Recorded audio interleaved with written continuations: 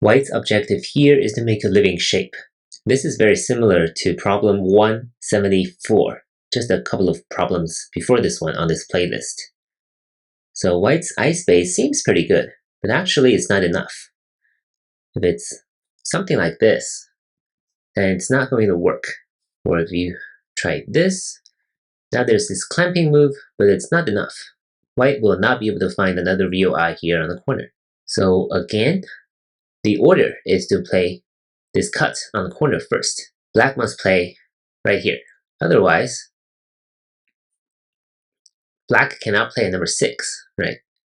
So seems like White will be able to win this race to capture. Or at least, at the very least, White will be able to play something like this and capture Black this way. So number 2 will definitely fail for Black, and number 2 needs to be here.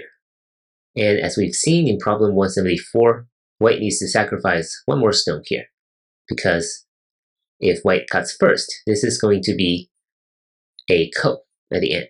This will be a ko, not ideal.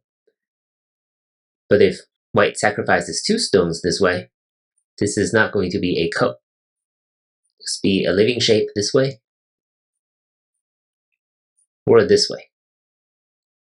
So the full sequence after number 7, if Black decides to destroy White's eye here on the corner, is for White to play here, forcing Black to come in here.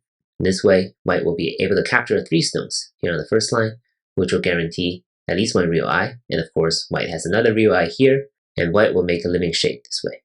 So the technique is almost exactly the same as the one we saw in problem 174. Hope it made sense. Please let me know if you have any questions. Thank you for watching.